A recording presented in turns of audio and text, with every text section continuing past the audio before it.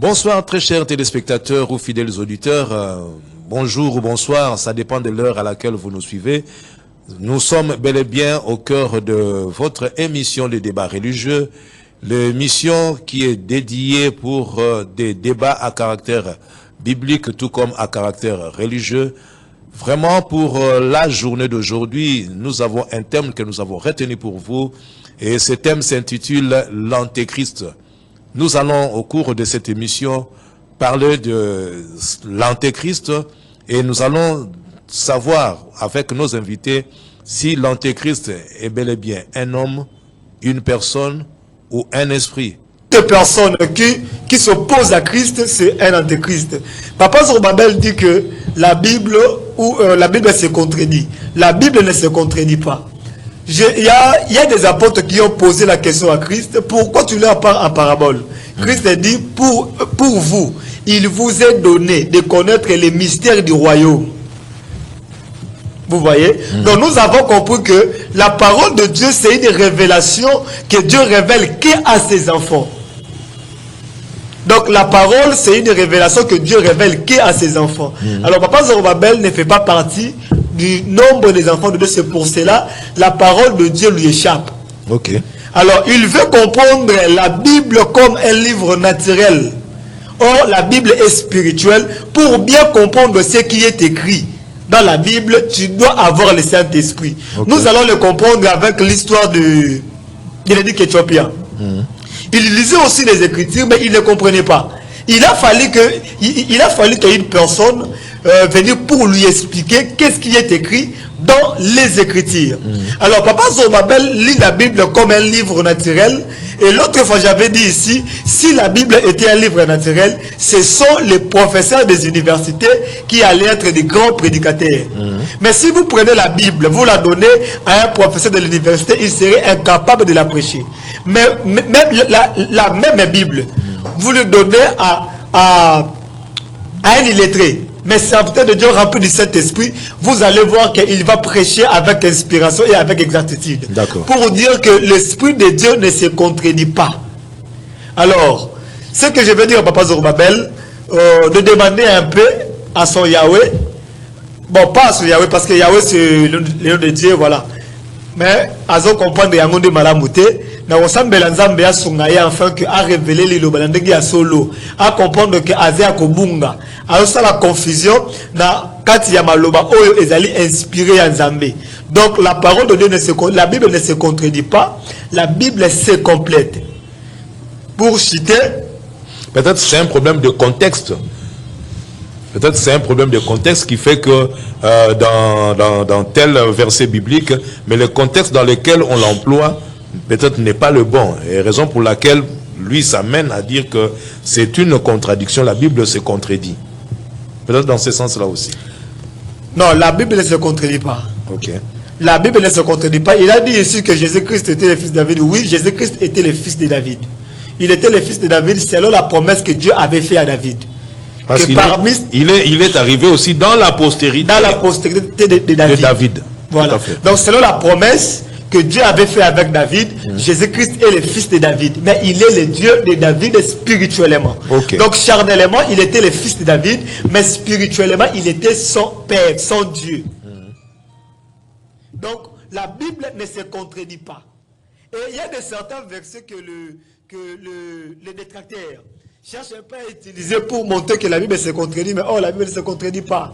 Mais la Bible se complète, parce que Dieu ne peut pas se contredire. Ok. Dieu ne peut pas se contredire. D'accord. Là, je m'en vais du côté de pasteur Anthony Chamba, qui va aussi intervenir, parce que vous avez parlé de l'Antéchrist, vous avez essayé d'expliquer ce que c'est l'Antéchrist. Alors, pasteur Chamba, vous avez écouté vos co-débatteurs, vous avez aussi la parole. Voilà, il y a l'Antichrist, l'homme du péché, tel que c'est dit dans 2 Thessaloniciens. Celui-là, il va apparaître. Mais la Bible dit, il faut seulement que ceux qui le retiennent puissent disparaître. Okay. Ce qui retient cet homme du péché-là, cet impie-là, c'est le Saint-Esprit et l'enlèvement de l'épouse de Yeshua HaMashiach. Lorsque l'épouse sera enlevée, l'homme du péché là va vraiment s'afficher dans le monde entier comme étant l'homme du péché. Exact. Et l'homme là, c'est le pape de Rome. D'accord. C'est ce qu'on appelle l'antichrist dans 2 Thessaloniciens 2. C'est le pape de Rome. Est-ce qu'on peut déjà le lire comme ça? Ça permet à allez-y, tout un chacun de Allez-y. bien assimiler la Vous chose. pouvez commencer par 1 Thessaloniciens chapitre 2 à partir du premier verset. Vous savez vous-même, frères, que notre arrivée chez vous n'a pas été sans résultat. Non. 2 Thessaloniciens. 2 Thessaloniciens. Ah, Oui. d'accord. 2 Thessaloniciens 2 2 Thessaloniciens 2. à partir du premier verset. Pour ce qui concerne l'avènement de notre Seigneur Jésus-Christ et notre réunion avec lui, nous vous prions, frères, de ne pas vous laisser facilement ébranler dans votre bon sens, et de ne pas vous laisser troubler, soit par quelques inspirations, soit par quelques paroles, ou par quelques lettres qu'on dirait venir de nous, comme si le jour du Seigneur était déjà là. Allez-y. Que personne ne vous séduise d'aucune manière, car il faut que l'apostasie soit arrivée auparavant et qu'on ait vu paraître l'homme du péché, le fils de la perdition, l'adversaire qui s'élève au-dessus de tout ce qu'on appelle Dieu ou de ce qu'on adore, jusqu'à s'asseoir dans le temple de Dieu, se proclamant lui-même Descendez. Dieu. Descendez. Ne vous souvenez-vous pas que je vous disais ces choses lorsque j'étais encore chez vous? Et maintenant vous savez ce qui le retient, afin qu'il ne paraisse qu'en son temps. Voilà. Vous savez ce qui le retient afin qu'il ne paraisse Qu'en son temps. Et ce qui le retient, c'est justement le Saint-Esprit et l'enlèvement de l'épouse de Yeshua HaMashiach. Lorsque l'épouse va partir dans la gloire, alors c'est là que cet impie, l'homme du péché là, le pape de Rome, va S'afficher. Et en ces temps-là, ça sera tellement des temps difficiles que pour acheter, pour vendre, ou pour faire n'importe quelle activité, il faut posséder la marque de la bête. Mais il y a certaines personnes qui nous disent aujourd'hui que déjà nous sommes dans l'époque où l'Antéchrist est manifeste. Justement, l'Antichrist opère déjà, mais il y a quelque chose qui le retient. D'accord. C'est ce que la Bible dit. Ok. L'Antichrist opère déjà, mais il y a quelque chose qui le retient pour qu'il puisse s'afficher mondialement comme étant l'adversaire de Dieu, l'adversaire de Christ. Il opère. Mais celui-là, c'est ce qu'on appelle l'homme du péché. Mais présentement, dans ce studio par exemple, nous avons un antichrist. Ok. Un grand antichrist qui dit, celui qui considère Jésus comme Dieu créateur est antichrist. Mais celui qui ne considère pas Jésus-Christ comme Dieu créateur, c'est celui-là l'antichrist. Ok. C'est celui-là l'antichrist. Parce que l'évangile même que nous prêchons, c'est Dieu. Il est devenu un homme. Et il est mort à la croix. Il a versé son sang pour le salut de l'humanité. Et c'est Dieu qui est devenu un homme là. C'est Yeshua HaMashiach. C'est lui le Dieu créateur et la vie éternelle. Regardez, cet esprit-là, l'esprit qui ne croit pas que Jésus-Christ est Dieu, cet esprit-là avait déjà été manifesté, même au temps des apôtres du Seigneur Yeshua HaMashiach. Le Seigneur parlait tellement de son Père à ses apôtres. Mais un jour, Philippe lui demanda, Seigneur, montre-nous le Père. Et cela nous Et suffit. cela nous suffit. Et le Seigneur était très étonné. Il dit, Philippe, il y a si longtemps que je Suis avec vous. et tu ne m'as jamais connu. Comment dis-tu, montre-nous le Père? Ne sais-tu pas que celui qui m'a vu A vu le Père. Alors, si quelqu'un dit que Yeshua HaMashiach, Jésus-Christ, n'est pas le Dieu créateur, c'est celui qui est antichrist. La Bible, comme mon frère l'a dit, la Bible, on la lit par révélation. La Bible, on ne la lit pas comme un roman policier ou comme un journal Salon ou Elima. Ok. On la lit avec révélation. Relation. Parce que dans Matthieu 11, 25, un jour, le Seigneur a levé le main vers le ciel et a béni son Père, disant, je te loue, Père, créateur des cieux et de la terre, de ce que tu as caché ces choses aux sages et aux intelligents, et de ce que tu les as révélées aux enfants. Donc, ce sont des choses cachées qui sont dans la Bible et on doit vous les révéler. Maintenant, on dit que nous ne sommes pas israélites, on n'est pas blancs, nous sommes des Kémites, un peuple africain. Cela ne veut absolument rien dire. Nous sommes des Israélites spirituels. Nous avons été greffés à l'olivier franc, qui est Israël. Nous les nations, nous sommes l'olivier sauvage. Pour vous en convaincre, lisez Romains 11. Exactement. Au verset, à partir du verset 25. Romains 11, verset 25. Oui. Car je ne veux pas, frères, que vous ignorez ce mystère, afin que vous ne vous regardiez point comme sages. C'est qu'une partie d'Israël est tombée dans l'endurcissement jusqu'à ce que la totalité des païens soit entrée. Amen. Une partie d'Israël est tombée dans l'endurcissement jusqu'à ce que la totalité des païens, les païens ou les goïms, c'est qui? Mon frère journaliste. Okay. Quand on dit païen ou goïm, c'est qui? C'est tous les peuples du monde en dehors d'Israël. Donc, en dehors d'Israël, tous les peuples qui composent le monde, ce sont des païens, ce sont des goïbs. Donc on ne peut pas venir dire ici, nous ne sommes pas des Israélites, nous sommes des Kémites. Ça ne veut absolument rien dire. Les Kémites là, s'ils ne se greffent pas à Israël, ils sont perdus. Les Africains, s'ils ne sont pas greffés à l'olivier franc qu'est Israël, ils sont perdus. Vous savez, dans Jean 4, 22, vous pouvez lire ça pour moi s'il vous plaît. Jean chapitre 4 verset 22. Oui. Jean 4, 22. Vous adorez ce que vous ne connaissez pas, nous adorons ce que nous connaissons, car le salut vient des Juifs. Monte 21 pour avoir le contexte. Femme, lui dit Jésus, oui. Crois-moi, l'heure vient où ce ne sera ni sur cette montagne, ni à Jérusalem que vous adorerez le Père. Oui, descends maintenant 22. Vous adorez ce que vous ne connaissez pas, nous adorons ce que nous connaissons, car le salut vient des Juifs. Vous adorez ce que vous ne connaissez pas. Quelqu'un qui dit que Jésus-Christ n'est pas le créateur du monde, il adore ce qu'il ne connaît pas. Vous adorez ce que vous ne connaissez pas. Nous adorons ce que nous connaissons, car le salut vient des Juifs. Vous voyez, le salut ne vient pas des Kémites, le salut ne vient pas des Africains, ni des Hongrois, des Belges, des Jamaïcains ou des Polonais. Non, le salut vient des Juifs. En hébreu, c'est Yeshua min ha-Yehudim. Le Seigneur avait un plan pour sauver l'humanité entière. Mais dans son plan, il a commencé par une nation.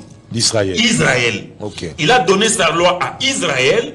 Il a fait d'Israël son peuple. Il a tout donné à Israël, ce qu'il avait en pensée. Mais c'était pour que la même loi puisse s'ébruiter dans le monde entier. Il a d'abord commencé par Israël. Il a appelé Israël. Mais c'était son plan du salut. Voilà pourquoi la Bible dit le salut vient des Juifs. Je termine avec l'écriture de Romains 9. Peut-être pour laisser aussi la parole aux débatteurs, aux autres. Romains 9, à partir du premier verset. Vous allez voir ce que représente le peuple juif sur la terre. D'accord. Oui, vous allez voir dans Romains 9, 1. Oui, allez-y. Je dis la vérité en Christ, je ne mens point, ma conscience m'en rend témoignage par le Saint-Esprit. J'éprouve une grande tristesse et j'ai dans le cœur un chagrin continuel. Car je voudrais moi-même être anathème et séparé de Christ pour mes frères, mes parents, selon la chair, qui sont israélites, à qui appartiennent l'adoption et la gloire, et les alliances, et la loi, et les cultes, et les promesses, et les patriarches, et de ce qui est issu selon la chair.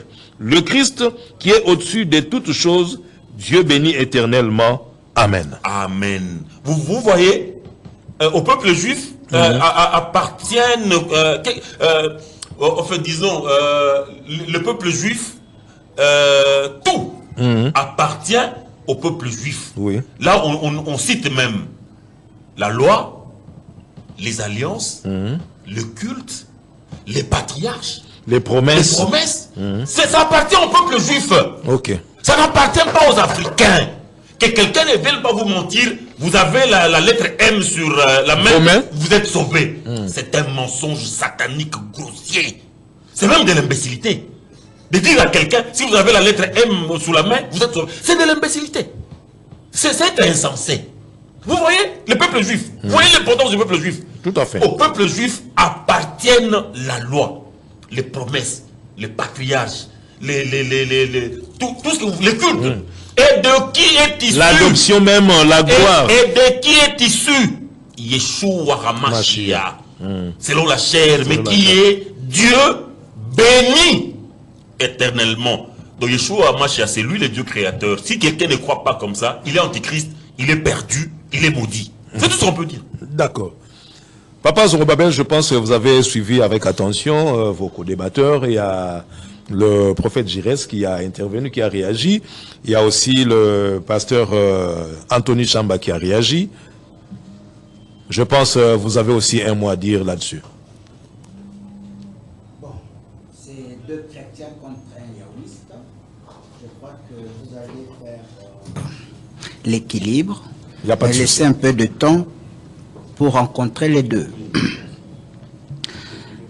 Je constate que sur un coup de cœur, les gens s'expriment comme des brutes. Et c'est malheureux, sans disposer l'esprit à comprendre ce qu'ils disent eux-mêmes. Alors, je voudrais commencer par Monsieur Chamba. Revenez sur le passage qu'il a donné. Lequel? Parce qu'il a donné 2 Thessaloniciens, il a donné Romains 11, il a donné Jean 4 et puis Romains 9. Jean 4. Jean 4. Oui, commençons par Jean 4.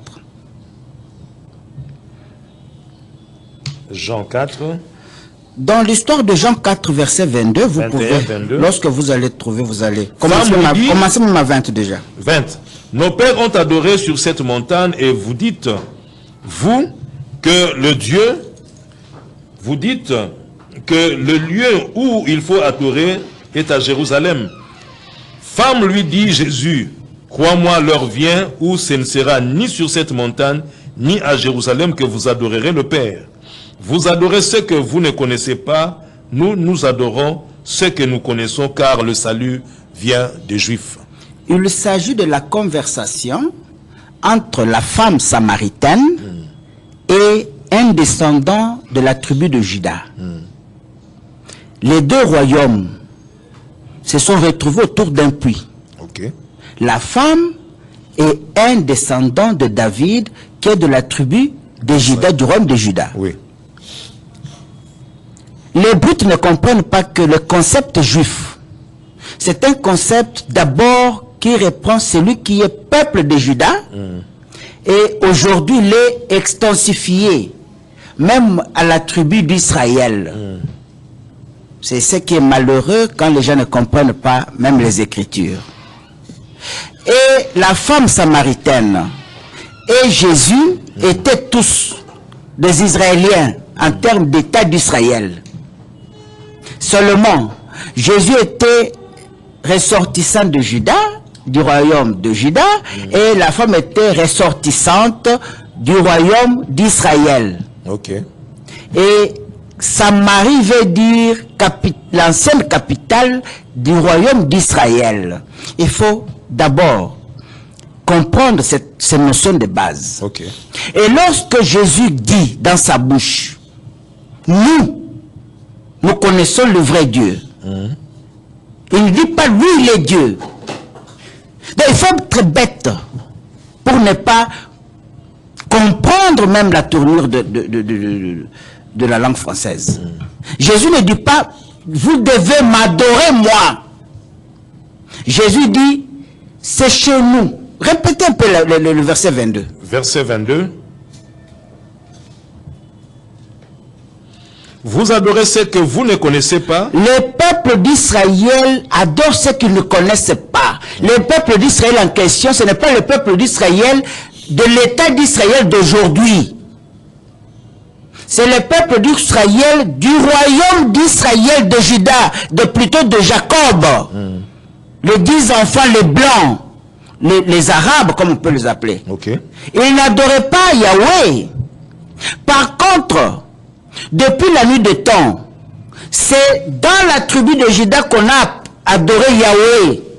David était de la tribu de Juda. David est de la tribu de Juda. C'est dans la tribu de Juda que le sceptre ne pouvait pas s'écarter de Juda. Et quand Jésus dit, vous adorez ce que vous ne connaissez pas, nous adorons qui? Il dit quoi? Nous adorons ce que nous connaissons, car le salut vient des Juifs. Le salut vient de la tribu de Juda. Et ce salut, c'est qui? C'est le nom de Yahweh. Donc voilà une brute. Quelqu'un qui parle parce qu'il doit parler, mais qui ne comprend rien de tout ce que l'on nous parle. Nous revenons sur le nom de Yahweh. Je reprends encore ces mêmes paroles. Il dit, tout a été donné en Israël. La loi, je me limite à la loi. Okay. Mais il a raison. Il a raison. Ils ont changé la loi, ils ont remplacé Yahweh par Jésus. Mais ce n'est pas par révélation qu'ils ont compris. Il n'y a aucune le véritable nom de Yahweh. C'est faux. Moi, en 81, Yahweh m'a apparu justement pour aider des brutes. Kende koyebisa bango komo nanga Yahweh va leur dire mon nom est Yahweh. 81. Ça, c'est l'aspect du frère Chamba. Je commune avec mon frère ici présent. Ils prétendent tous que moi, Zorobabel, c'est moi qui ai dit que c'est lui qui ne reconnaît pas que Jésus est Christ. Donc, il est antéchrist, ce n'est pas Zorobabel qui l'a dit. Reprenez le même livre qu'ils ont donné, 1 Jean chapitre 2, allez au verset 22. 1 Jean chapitre 2, verset 22. 1 Jean chapitre 2, verset 22.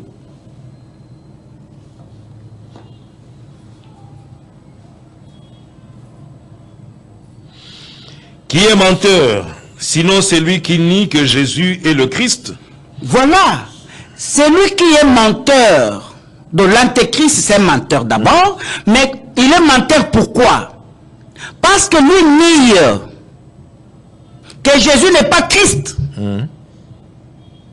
Mais il est l'incréé créateur. C'est ça qu'il représente ici. Ce n'est pas les paroles de Zorobabel. Vous pouvez reprendre la lecture calmement. Qui est menteur, sinon celui qui nie que Jésus est le Christ? Celui-là est l'antéchrist qui nie le Père et le Fils. C'est-à-dire, dès l'instant où vous dites que Jésus c'est lui l'incréé créateur, donc il n'y a pas de Père. Non. Alors, qu'en est-il de ce que Philippe a dit lorsqu'il a demandé à Jésus, montre-nous le Père, et cela nous suffit. Et Jésus lui a répondu, je réplique, Jésus lui a dit, c'est lui qui m'a vu, a vu le Père. Non. Je suis en train de vous amener sur un terrain de comprendre une chose très simple. Ça, ce sont les paroles de Jésus. Oui. Donc moi, je n'ai fait que répéter sa citation. Je comprends. Très bien. C'est le même Jésus qui dit dans Matthieu, 23, verset 10. Dans verset 9, n'appelez personne ici-bas. Votre Père, il n'y a qu'un seul Père, c'est Yahweh. Dans verset 10, vous n'avez pas d'autre directeur. N'appelez personne directeur. Le seul directeur, ce qui doit vous diriger, le pasteur, tout à fait, c'est Christ. Donc, de sa bouche, il avait déjà démontré à l'humanité tout entière que le Père reste Père, le Fils reste Fils. C'est-à-dire, le pasteur est pasteur, le pasteur universel d'ailleurs, et l'incréé créateur Yahweh est le seul Dieu universel qui est notre Père, Seigneur du ciel et de la terre. Là aussi, je voulais quand même que... Non, c'est très clair, c'est tout à très fait. clair. Maintenant, voilà là où il y a l'anthécrisme. Les gens qui ne veulent pas pratiquer les enseignements de Jésus-Christ. Dans la Bible 1, Jésus a demandé à tout le monde, lorsque vous voulez prier, entrez dans votre cœur. Ne prononcez pas de paroles à haute voix comme des pharisiens, mais priez votre Père en silence, là où il est dans le secret. Il exaucera votre prière. Toutes les églises du christianisme, aujourd'hui, peut-être même avant aussi, citent leurs prières à haute voix. Premier élément. mais Qui là, est contraire, s'il vous plaît. là je reviens. Mais je me souviens, lorsque les apôtres s'étaient réunis, La parole doit circuler. tout à fait, lorsque les disciples de Jésus-Christ, après sa mort, lorsqu'ils étaient réunis dans la chambre haute, je ne pense pas qu'ils priaient à voix basse. Mon cher ami, Ils priaient à haute voix. personne, même Jésus lui-même n'a pas écrit. J'ai parlé avant, quand j'ai pris mes paroles, de la confusion eschatologique. Ok. Donc, premier élément. Deuxième élément. Le Christ Jésus nous a, comme pasteur universel, il nous a montré comment prier. La prosternation face contre terre. Matthieu chapitre 26, verset 39. Vous pouvez lire? Matthieu 26, verset 9. 39. Matthieu 6. 26, mon frère. Matthieu 26, verset 39. Puis, ayant fait quelques pas en avant, il se jeta sur sa face et pria ainsi: Mon Père, s'il est possible que cette coupe s'éloigne de moi. Toutefois, non. Non, là, c'est les paroles qu'on a mis dans sa bouche. J'ai dit de la manière de prier d'un homme qui doit suivre Christ. Christ priait comment? Face contre terre. Il s'est prosterné. C'est ça la prosternation. Ok. Ok? Deuxième élément. Troisième élément. Christ n'a jamais donné les offrandes dans l'église. Toutes ces boutiques de commerçants ne font que vendre soi-disant la parole de Dieu. D'accord. Là, nous Non, passons. ils sont à deux, je suis seul. Oui, mais vous avez déjà suffisamment pris la parole. Non, je termine. Vous avez suffisamment pris la parole. Je termine. Oui, allez-y. Je suis en train de terminer. En 30 secondes alors. Et donc, lorsqu'on parle de l'antéchrist, c'est justement la personne qui ne suit pas ce que le Christ dit. Et lorsque vous prenez Apocalypse chapitre 19, verset 6, il vous dit quoi? Apocalypse 19, verset 2. 6. Ah, Apocalypse 19, verset 6. Et j'ai entendu comme une voix d'une foule nombreuse, comme un bruit de grosses eaux, et comme un bruit de forts tonnerres, disant: Alléluia, car le Seigneur notre Dieu Tout-Puissant est entré dans son règne. C'est la prophétie que je suis en train d'exécuter. C'est-à-dire que nous parlons la même chose, mais différée dans le temps peut-être. Il fallait qu'un temps arrive où ce que Chamba dit tout à l'heure, c'est-à-dire des Thessaloniciens 2, versets 1 à 4, là-dedans vous trouverez deux mots qu'ils ne comprennent pas. Apostasie et l'impie. D'accord. Apostasie, c'est quoi? C'est une période où la parole de Dieu disparaîtra. Tout le monde commencera à faire ce qu'il veut comme aujourd'hui. Et après cette période, pendant cette période, l'impie apparaîtra. Et l'impie qui est apparu, je l'ai dit et je le répète aujourd'hui encore. Aujourd'hui, l'impie c'est Jésus-Christ, Jésus de Nazareth. Ok, d'accord. Qui est adoré dans l'église. Vous comprenez? On va maintenant du côté du prophète Giresse pour pouvoir évoluer quand même.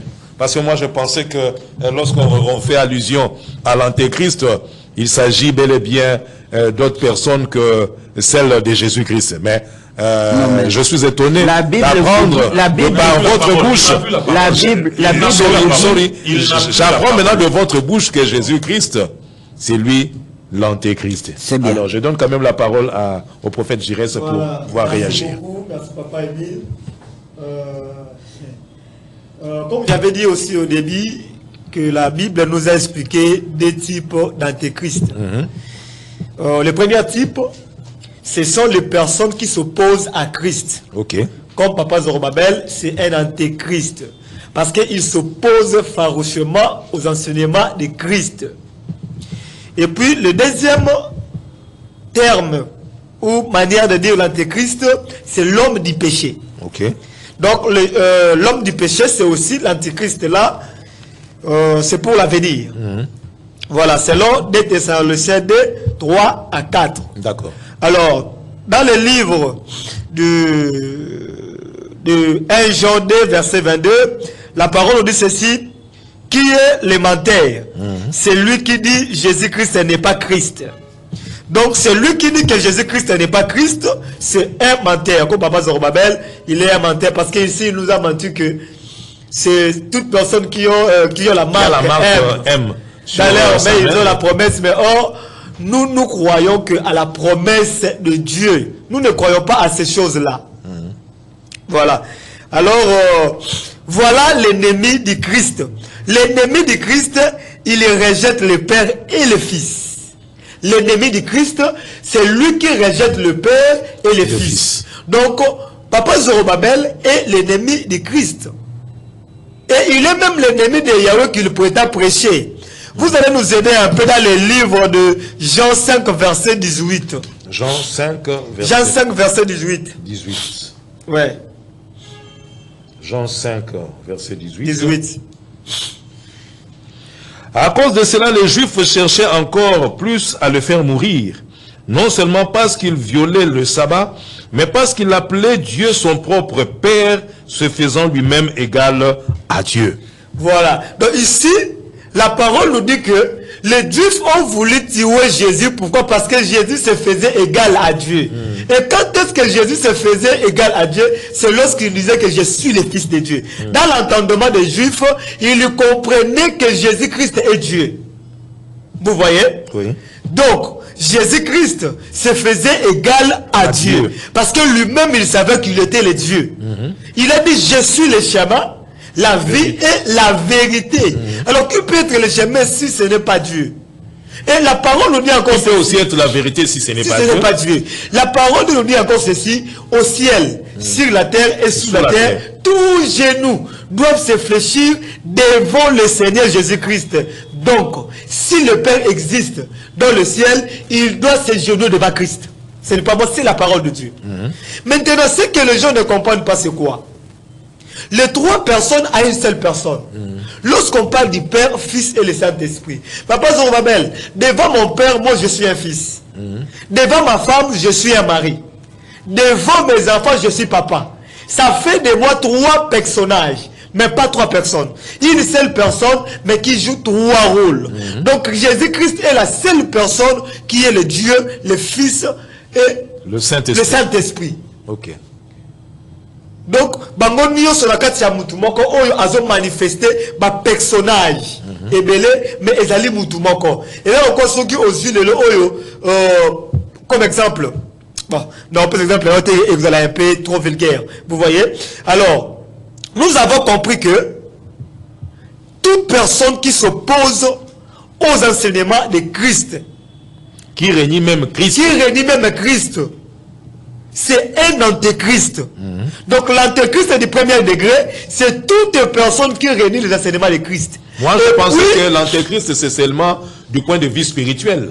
Non, il y a mais aussi des personnes physiques. Il y a des antéchrists aujourd'hui. Toute personne qui s'oppose aux enseignements de Christ, c'est un antéchrist. Okay. Comme Papa Zorobabel, c'est un antéchrist. D'accord. Et selon des Thessaloniciens, on a identifié l'homme du péché, c'est lui qui viendra dans l'avenir pour combattre Christ, l'impie. Ok. Voilà. Donc c'est celui-là. Alors, je vais encore dire ceci.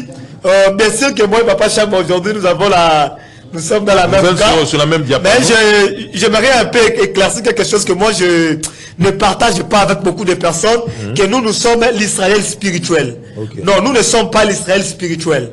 Nous, notre salut vient, notre promesse vient d'Abraham. Abraham lui-même n'était pas israélite. Israël est banni et pas à Jacob. Mais donc alliance il est attaché à Abraham. Si on sur le livre, il y a Galates 3, 28 à 29. Galates chapitre 3, verset 28 à 29. Galates 3, 28 à 29. Il n'y a plus ni juif ni grec, il n'y a plus ni esclave ni libre, il n'y a plus ni homme ni femme, car tous vous êtes un en Jésus-Christ. Et si vous êtes à Christ, vous êtes donc la postérité d'Abraham, héritier selon la promesse. Donc là, la parole nous dit, nous sommes la postérité d'Abraham. Oh, Abraham, lui, il n'était pas israélien. Il n'était pas israélite. Abraham lui-même, il n'était pas israélite. Isaac n'était pas israélite. Mais Israël a commencé avec Jacob. D'accord. Donc, tout le descendant de Jacob, c'est eux qui sont des Israélites. Nous sommes les enfants d'Abraham, en Jésus-Christ. Voilà. Alors, je vais retourner encore chez Papa Zorobabel. Ok. Papa Zorobabel,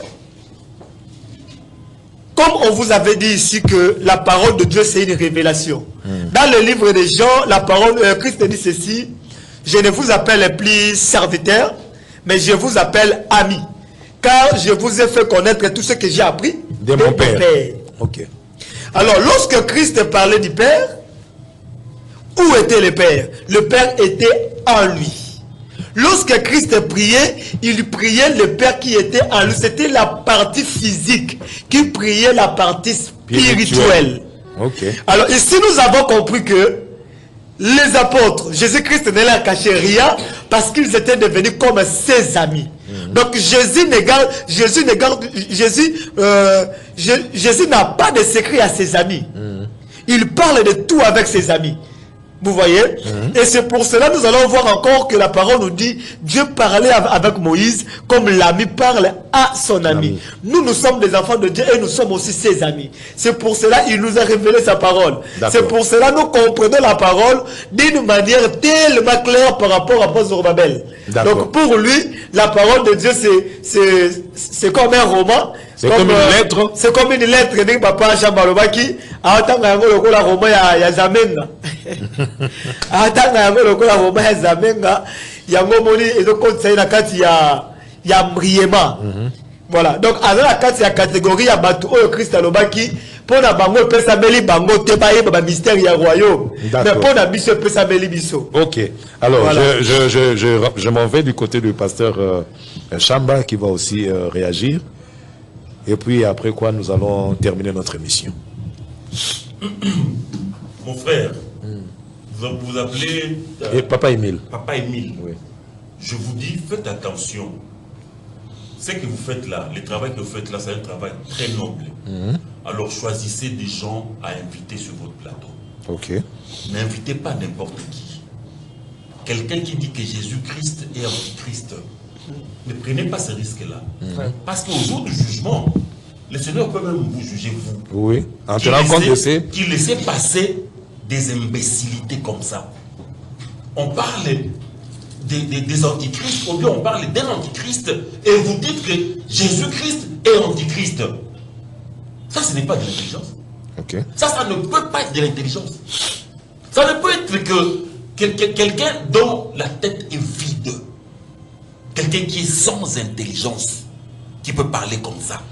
Ok. On parle d'antichrist. Donc c'est-à-dire que c'est lui qui est contre Jésus-Christ. Et vous venez dire au micro, et puis ça va être suivi dans le monde entier. Vous dites que l'antichrist qui est apparu là, c'est Jésus-Christ. Ça c'est de la malédiction. Ça c'est avoir de l'eau à la place du cerveau. Ou avoir du sable à la place du cerveau. Okay. Et puis, on dit des choses qu'on ne connaît pas. Tu lui as posé la question de savoir. Mais lorsque Philippe a posé la question au Seigneur Yeshua HaMashiach, montre-nous le Père. Et cela nous suffit. Et cela a répondu. C'est la preuve que dans la tête, il n'y a rien. Il y a du sable. Il n'y a rien. On ne réfléchit même pas. Ok. Mais parce que le Seigneur s'était étonné, il a dit même à Philippe, il y a si longtemps que je suis avec vous. Et tu ne m'as pas connu. Mais le Père, c'est qui? C'est lui, Yeshua HaMashiach. Ça, il faut même pas faire l'école primaire, avoir un certificat pour le comprendre. Parce que lorsqu'il paraphrase en disant, c'est lui qui m'a vu, a vu le Père. Mais c'est fini. Vous ne devez pas passer par 4 chemins. Pour voir que Yahweh en question, dont on crie ici, Yahweh, c'est celui-là, Yeshua HaMashiach. On vous dit que... Vous l'avez démontré dans l'une de nos émissions, dans Ésaïe 35. Ésaïe 35, qu'il avait dit, l'écriture dit à tous ceux qui ont le cœur troublé, soyez rassurés, voici votre Dieu. La vengeance viendra, il viendra lui-même et vous sauvera. Et quand il est venu lui-même, on a vu la personne de Yeshua HaMashiach, qui est Yahweh, qui est venu lui-même dans la chair humaine pour nous sauver. Alors comment peut-il encore devenir antéchrist? Mais c'est ça. Attention au genre, à la nature des invités que vous faites passer dans votre émission. Le Seigneur pourra vous condamner. Merci beaucoup. Parce que ça, c'est un blasphème. Dire que le Seigneur, c'est lui l'antéchrist, c'est un blasphème. Un blasphème, c'est un péché qui ne sera pardonné ni dans ce siècle, ni dans les siècles à venir. Maintenant, on dit que la femme samaritaine était une Israélite. Ce n'est pas comprendre l'histoire. Parce que la capitale d'Israël à l'époque, c'était le Samarie. Mais, lorsqu'il y a eu déportation, lorsqu'on avait déporté les enfants d'Israël vers Babylone, on avait placé des peuplades étrangères dans Samarie. Le Seigneur Yeshua, si vous voulez lire dans Luc 16. Luc 16. Lisez dans Luc 16 pour apprendre aux gens qui ne connaissent rien à fermer définitivement leur bouche. Luc 17 à partir du verset 11. Luc 17, 11. Oui, juste vous allez terminer à 19. Jésus se rendant à Jérusalem passait entre la Samarie et la Galilée. Comme il entrait dans un village, 10 lépreux vinrent à sa rencontre. Se tenant à distance, ils élevèrent la voix et dirent, Jésus, Maître, aie pitié de nous. Dès qu'il les eut vus, il leur dit, allez vous montrer au sacrificateur. Et pendant qu'ils y allaient, il arriva qu'ils furent guéris. L'un de ses voyants guéris revint sur ses pas, glorifiant Dieu à haute voix. Il tomba sur sa face aux pieds de Jésus et lui rendit grâce. C'était un Samaritain. Jésus, prenant la parole, dit, les 10 n'ont-ils pas été guéris? Et les 9 autres, où sont-ils? Ne s'est-il trouvé que cet étranger pour revenir et donner gloire à Dieu? Arrêtez vous-même là. Ok. Ne s'est-il trouvé que cet étranger? Il était qui? Étranger. Il était qui? De quelle nationalité? Là. Un verset avant. C'était un Samaritain. C'était un Samaritain. Et le Seigneur Yeshua le qualifie d'étranger. Donc quelqu'un qui dit qu'un Samaritain, c'est un Juif, il ne connaît rien. Le Seigneur Yeshua qualifie un Samaritain d'être un étranger. Parce que lorsqu'il y a eu la déportation, on avait pris des peuplades étrangères, on les a installées dans Samarie. Voilà pourquoi le Seigneur a dit à la femme samaritaine, femme, vous adorez ce que vous ne connaissez pas. Et ici on dit, les Juifs adoraient ce qu'ils ne connaissaient pas. Comment est-ce que les Juifs peuvent adorer ce qu'ils ne connaissaient pas? Alors qu'aux Juifs, on avait remis la loi. les alliances, La promesse. La promesse, tout. Et vous dites qu'ils adoraient ceux qu'ils ne connaissaient pas. Ça, c'est être sans intelligence. Le Seigneur a dit à la femme samaritaine, qui était une étrangère, le Seigneur lui a dit, femme, vous adorez ce que vous ne connaissez pas. Nous, les Juifs, adorons nous les Juifs, ce que nous connaissons. Nous adorons ce que nous connaissons, car le salut vient des Juifs. C'est pour aussi répondre aux prophètes qui ne croient pas que nous sommes des Israélites, nous sommes des Juifs.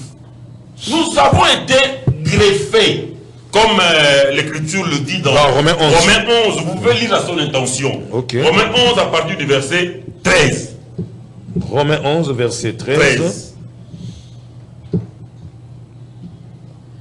Je vous le dis à vous, païens, en tant que je suis apôtre des païens, je glorifie mon ministère. Enfin, s'il est possible d'exciter la jalousie de ceux de ma race et d'en sauver quelques-uns, car si leur rejet a été la réconciliation du monde, que sera leur réintégration sinon une vie d'entre les morts? Allez-y. Or, si les prémices sont saintes, la masse l'est aussi. Et si la racine est sainte, les branches le sont aussi. Allez-y. Mais si quelques-unes des branches ont été retranchées, et si toi qui étais un olivier sauvage, tu as été hanté à leur place et rendu participant de la racine et de la graisse de l'olivier, ne te glorifie pas aux dépens de ces branches. Amen. Arrêtez-vous là. Ok. Toi qui es étranger, tu as été fait quoi?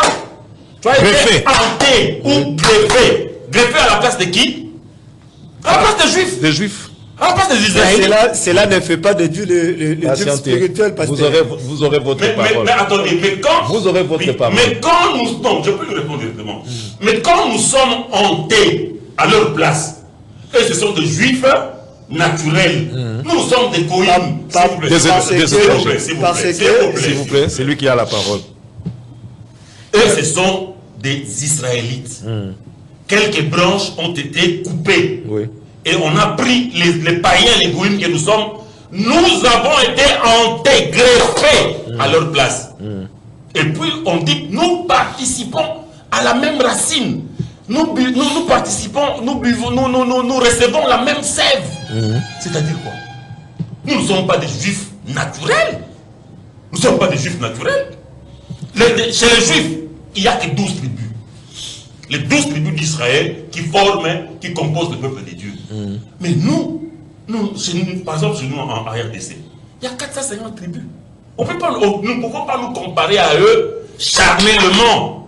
Mais la Bible nous dit que nous avons été greffés à leur place. Cela ne fait pas de nous des dieux spirituels. Ça fait de nous quoi? Ça fait de nous de qui? Alors, si je peux expliquer, si je peux répondre. Oui, répondez. Allez-y. Voilà. Alors, lorsque dans ces versets, l'apôtre dit qu'on a été greffié. Pas greffié. Greffé. Bon, greffé, voilà, merci Oui, beaucoup pour la correction. Oui. C'était une lapsus, voilà. Oui. Alors, on a été greffé à la place d'Israël. Ok. La promesse, Dieu est venu voir Abraham. Dieu a fait alliance avec Abraham pour Abraham et ses descendants. Ok. Oui. Voilà. Donc, la promesse était à Abraham et ses descendants. Oui. Ok. Maintenant, lorsque eux, ils ont rejeté Christ, Oui. Dieu nous a pris. Oui. Nous qui étions païens, nous qui étions les païens, nations. Dieu nous a greffés dans l'alliance qu'il a fait avec Abraham. C'est pour cela que nous avons remplacé Israël. Or, Abraham lui-même, il n'était pas Israël. Ce n'est pas ce que l'Écriture dit. Mais c'est ça. Mais papa...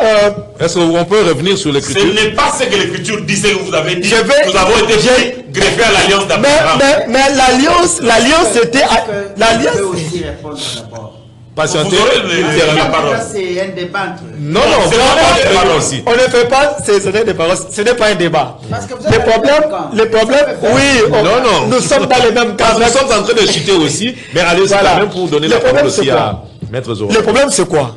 Dieu a fait alliance avec Abraham. Et Dieu dit à Abraham, Nous sommes dans l'Écriture de Romains 11. oui, c'est ça que j'explique. Vous allez très loin. C'est ça que j'explique. Je dois d'abord retourner pour bien comprendre. Ok. Dieu a fait alliance avec Abraham. Dieu dit à Abraham, je serai avec toi et ton peuple. Donc cela veut dire sa descendance. Ok. Donc l'alliance était que pour les enfants d'Abraham et Abraham.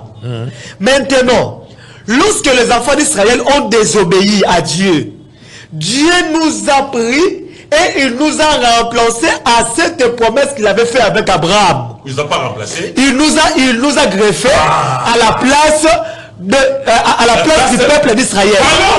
Nous ne sommes pas les Israéliens. Non, je n'ai pas compris.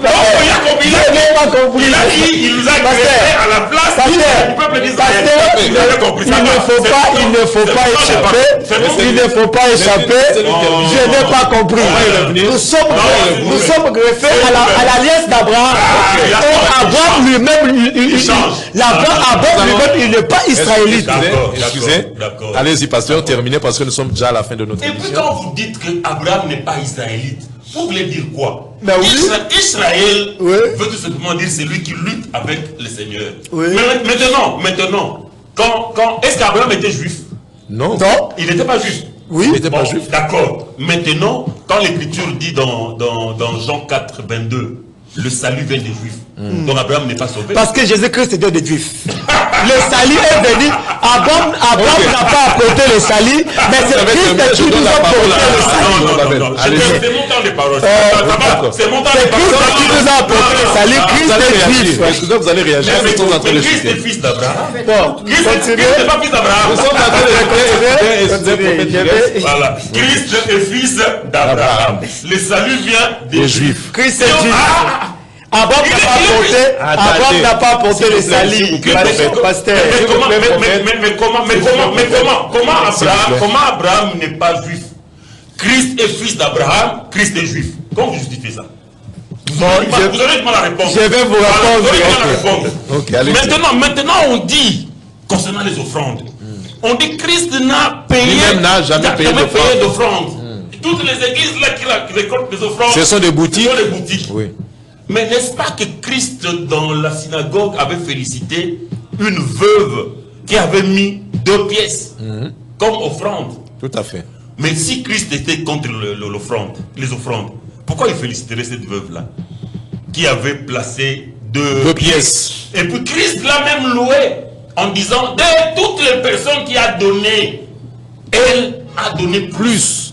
Parce qu'elle a donné... Avec son cœur. Non, elle a donné ce qu'il avait pour sa survie. Christ l'a félicité. Okay. Bon. Maintenant, est-ce qu'on doit abandonner la pratique des offrandes? Pendant que Christ lui-même félicite quelqu'un qui donne... Lui, il a voulu que Christ paya les offrandes dans quelle église? Lui-même, il était l'église incarnée. Et puis dans Matthieu 23, 23, Christ apprend aux gens comment il faut payer les dîmes. Christ dit dans Matthieu 23, 23, malheur à vous, scribes et pharisiens, parce que vous payez la dîme de la menthe, de la nette et du cumin, et vous mettez de côté ce qu'il y a de plus important dans la loi, à savoir la justice, la fidélité et la miséricorde. Voilà ce qu'il fallait pratiquer sans négliger les restes. C'est-à-dire sans négliger le paiement des dîmes, et des offrandes. Et puis l'écriture dit dans Malachie 3, 10, apportez, c'est un commandement, apportez dans la maison du trésor toutes vos dîmes et toutes vos offrandes. Tout commandement est une obligation. Quelqu'un qui ne paye pas la dîme, qui ne donne pas les offrandes, c'est un maudit. Il ne peut pas voir le royaume des cieux parce qu'il désobéit à la parole du Seigneur, au commandement du Seigneur qui dit apportez dans la maison du trésor toutes les dîmes et toutes les offrandes. Je conclue, c'est mon dernier tour de parole. Oui, c'est votre Je conclue en disant tout ce qui s'oppose à Christ est antichrist. Maintenant là, les antichrists opèrent déjà. Mais leur patron va apparaître en son temps lorsque l'église sera enlevée, l'épouse sera enlevée, et c'est le pape de Rome qui dirige Babylone la grande. Si vous lisez Apocalypse 17, lisons Apocalypse 17 comme ça, je lis par là. C'est bien clair. Ouais, c'est bien clair. Apocalypse 17. Apocalypse 17. On va nous montrer comment le grand antichrist va opérer, comment le Seigneur va les détruire. Là, nous prenons le premier verset. À partir du premier verset. Puis un de 7 anges qui tenait les 7 coupes vint, et il m'adressa la parole en disant, Viens, je te montrerai le jugement de la grande prostituée qui est assise sur les grandes eaux. C'est avec elle que les rois de la terre se sont livrés à l'impudicité, et c'est du vin de son impudicité que les habitants de la terre se sont enivrés. Descendez. Il me transporta en esprit dans un désert, et je vis une femme assise sur une bête écarlate, pleine des noms de blasphèmes, ayant 7 têtes et 10 cornes. Cette femme était vêtue de pourpre et d'écarlate, et parée d'or, des pierres précieuses et des perles. Elle tenait dans sa main une coupe d'or remplie d'abominations et des impuretés de sa prostitution. Sur son front était écrit un nom, un mystère, Babylone la grande, la mère des impudiques et des abominations de la terre. Babylone la grande, c'est ça l'église catholique, la mère des prostituées. Et elle descendait. Et je vis cette femme ivre de sang des saints et des sangs des témoins de Jésus. Voilà. Et en la voyant, je fus saisi d'un grand étonnement. Et l'ange me dit, pourquoi t'étonnes-tu? Je te dirai le mystère de la femme et de la bête qui la porte, voilà, qui a les 7 têtes et les 10 cornes. Voilà. La bête que tu as vue était elle, qui était, et elle n'est plus. Elle doit monter de l'abîme et aller à la perdition. Et les habitants de la terre, ceux dont le nom n'a pas été écrit dès la fondation du monde dans le livre des vies, s'étonneront en voyant la bête, parce qu'elle était et qu'elle n'est plus, et qu'elle reparaîtra. C'est ici l'intelligence qui a de la sagesse, et c'est ici l'intelligence qui a de la sagesse. Les 7 têtes sont les 7 montagnes sur lesquelles la femme est assise. Ce sont aussi 7 rois. 5 sont tombés, un existe, excusez, l'autre n'est pas encore venu. Excusez-moi. Lisez maintenant 18, la ville qui est bâtie sur cette colline. Et la femme que tu as vue, oui, c'est la grande ville qui a la royauté sur le roi de la terre. Vatican. Voilà, donc c'est là l'impie, l'homme du péché, qui va paraître seulement en son temps, lorsque ce qui le retient va disparaître, c'est-à-dire le Saint-Esprit et l'enlèvement de l'épouse. Voilà pour ma conclusion. Donc, nous devons retenir, présentement là, des antichrists opèrent. Déjà. Comme celui qui dit que Jésus-Christ, c'est lui l'antichrist, celui-là il est sous la malédiction, il est maudit. Mais en son temps, l'homme du péché, l'impie, va paraître pour s'afficher maintenant dans le monde entier comme étant l'adversaire de Christ. Que Yahweh vous bénisse richement pour cette nouvelle invitation. Merci beaucoup. Alors, Maître Zorobabel, peut-être vous avez un dernier mot, et aussi nous allons rapidement terminer avec le prophète Jirès, ou bien nous commençons par le prophète Jirès et puis terminer par vous. Non, papa, allez-y. Bon, moi je pense que je n'ai plus rien à dire. Je n'ai plus rien à dire. Peut-être pour les enfants de Yahweh, 2 mots. La première, c'est que nous venons de retenir, nous tous, que le Dieu de la Bible, c'est le fils de David.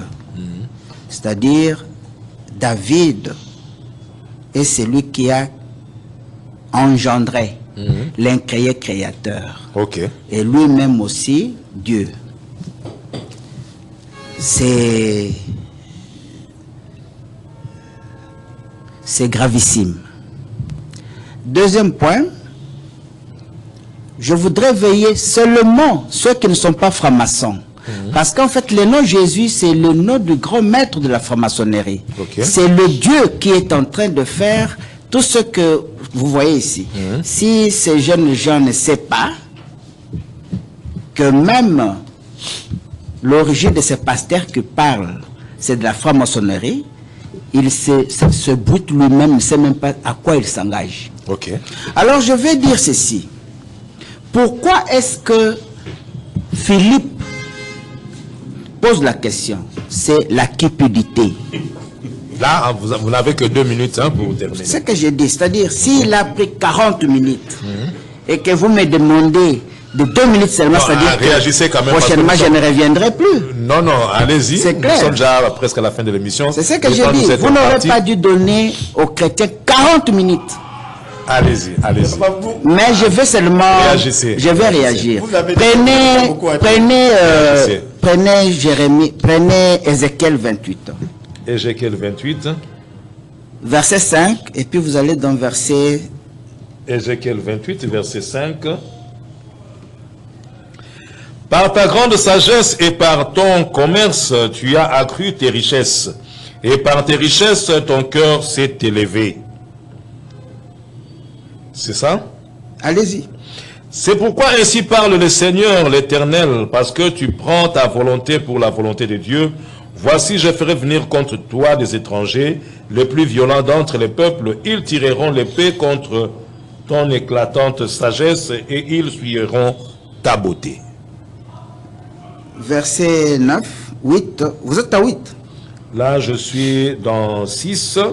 Verset 8. Verset 8 maintenant. J'étais dans 7, maintenant verset 8.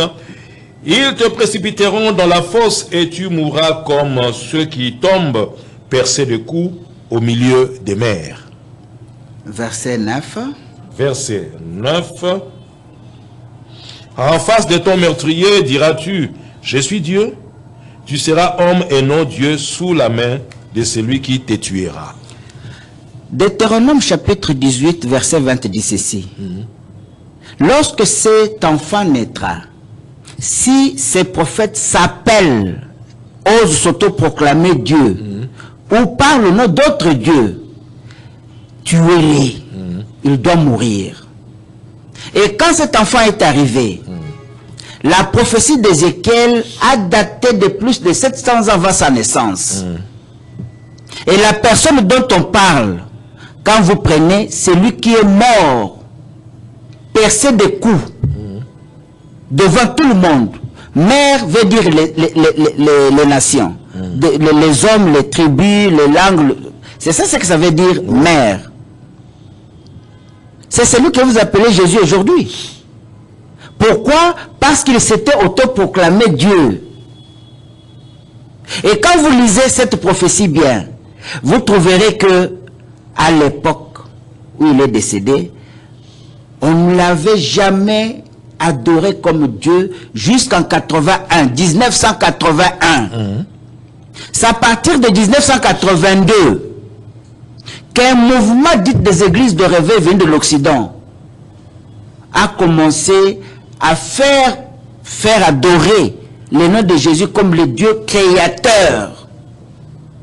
C'était l'accomplissement de 2 Thessaloniciens, chapitre 2, versets 3 à 4.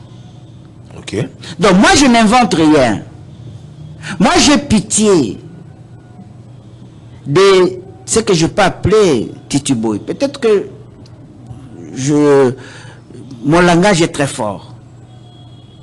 Vous ne pouvez pas nier vos origines et vous dire que vous êtes un homme. Vous préférez être descendant d'Abraham. Alors qu'Abraham c'était un arabe. Tu nies tes origines. Tes origines. Mais tu es un animal. Tu préfères vénérer un Américain. Alors que nous avons Kimbangu ici, tu ne l'as jamais approché. C'est... Qu'est-ce que je peux dire? C'était la division spirituelle que l'homme blanc avait fait pour nous tourner entre nous contre nous-mêmes. Ok. Donc, moi, je pense que cet aspect, votre mission, pouvant avoir un caractère pédagogique. C'est-à-dire que lorsque nous partageons, par humilité d'esprit, écoutez d'abord ce que l'autre dit, comprendre et puis répliquer. Parce que là, quand je prends mon frère de l'église de Branham, pratiquement on est sur la même longueur d'onde, Non, jamais. mais seulement Jamais, comment ça? il ne comprend pas ce que lui-même il dit. Ok. Comment tu peux expliquer une chose très simple? Moi, je ne dis pas que Jésus n'est pas le Christ. Ce que je dis est que Jésus n'est pas le Créateur. Mais il entend très mal, il interprète de sa façon. Bref, que Yahweh bénisse tous ceux qui nous ont suivis. C'est ce que je peux dire, il n'y a pas autre chose. Ok, là je passe la parole, merci, je passe la parole au prophète Giresse pour évidemment aussi conclure. Voilà, merci beaucoup papa Émile. Alors aujourd'hui ça a été vraiment chaud, ça a été vraiment chaud et que Dieu nous bénisse tous. Je vais lire la parole de Dieu dans le livre de Jean 20 verset 28. Thomas lui répondit, mon Seigneur et mon Dieu, Jésus lui dit. Papa Zorobabel a dit que on a commencé à adorer Jésus dans les années 82. C'est là par là qu'il a pris ici Thomas dit que le niveau comme Dieu. Ici, Thomas dit qu'il est mon Seigneur et mon Dieu. Il parle de Jésus. Donc, ce qu'il ne comprend pas, c'est voilà, que les cultes rendus à Jésus, c'était Thomas. C'est mon tour de parler, papa. Oui, mais alors, si nous retournons un peu dans l'histoire, il y a eu un évangéliste qui s'appelait John Bunyan. Il a vécu dans les années 500, si je n'oublie pas. Moi, j'ai connu John Bunyan à partir d'un dessin animé. Dessin animé, on a comme la marche du pèlerin, si je ne me trompe pas. Okay. Et lorsque dans le dessin animé, on a tellement intéressant. Ça parlait des choses de Dieu pour que vous n'avez pas l'idée. Et j'ai commencé à faire des recherches, l'auteur de ces dessins animés, et j'ai compris que c'était une histoire que John Bunyan avait écrite. Et son livre est la deuxième livre la plus vendue au monde, après la Bible. Le deuxième, merci beaucoup papa, merci. Le deuxième livre le plus vendu au monde, okay, après la Bible. Et John Bunyan a parlé de Jésus-Christ pas comme jamais. Il a parlé de Jésus et il a adoré Jésus. Donc, ce qui contredit papa Zorobabel. Et il y a aussi un homme de Dieu qui a vécu aussi, qui s'appelait William Seymour. Mettez-vous papa Zorobabel. Il a adoré aussi le Seigneur Jésus-Christ. Mais les disciples même du Seigneur Yeshua l'ont adoré. Non, et il